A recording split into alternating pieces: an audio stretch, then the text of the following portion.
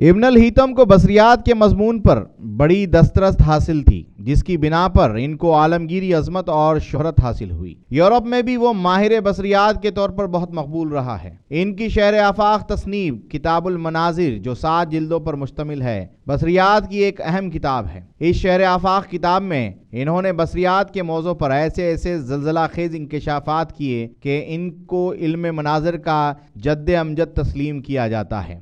یہ کتاب amazon.com سے خریدی جا سکتی ہے۔ انگریزی میں اس کا ترجمہ عبدالحمید صابر نے دی آپٹکس آف الہیتم کے نام سے 2 جلدوں میں کیا، جسے لندن یونیورسٹی میں 1989 میں شائع کیا گیا۔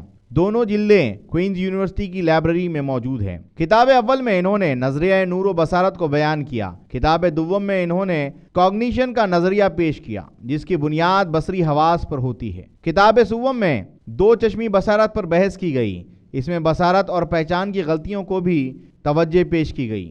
کتاب چہارم کا موضوع انعکاس ہے۔ اس حصے میں وہ بتاتے ہیں کہ اگر شعاع منعکس جو کسی بھی قسم کے آئینے سے پیدا ہو کر آنکھ تک پہنچتی ہے تو اس کی شعاع واقع کیسے دریافت کی جائے گی۔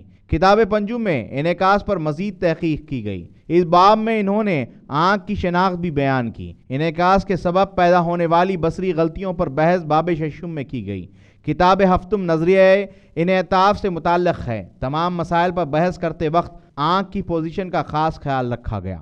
کتاب المناظر علم بصارت پر دنیا کی سب سے پہلی اور جامع کتاب تھی۔ یہ دنیا کے سب سے پہلی معیاری نصابی کتاب تھی، جس کا ترجمہ لاطینی میں تھیسوروس آپٹیکس کے عنوان سے کیا گیا، جسے بازل سوئٹزرلینڈ سے 1572 عیسوی میں رزنر نے شائع کیا۔ اس کتاب سے 600 سال تک تمام سائنسدانوں جیسے قطب الدین شیرازی، راجر بیکن، جان پیکم، لیوی بن جرسن، ایسٹل کو ورطۂ حیرت میں ڈالے رکھا اور وہ اسے بطور ماخذ استعمال کرتے رہے۔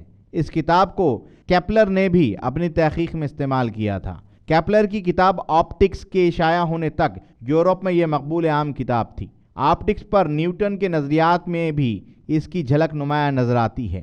راجر بیکن عربی زبان سے شناسا تھا، چنانچہ اس نے عربوں سے جو کچھ سیکھا اس کا اعتراف اس نے کچھ ان الفاظ میں کیا: "We have it all from them, unbelievers."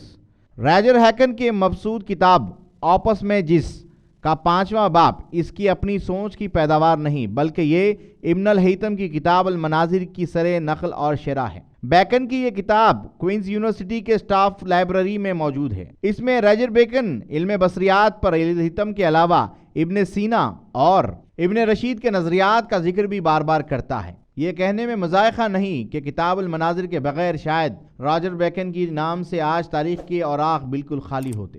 کتاب المناظر پر نظر ثانی و توسیع کمال الدین فارسی نے 1320 عیسوی نے کی اور کتاب التنفیذ المناظر ترتیب دی۔ دائرۃ المعارف عثمانیہ یونیورسٹی حیدرآباد نے تنقیح المناظر 1928 سے 30 عیسوی میں شائع کی تھی۔ علم مناظر پر کمال الدین کی اپنی کتاب البصائر فی علم مناظر بھی ہے۔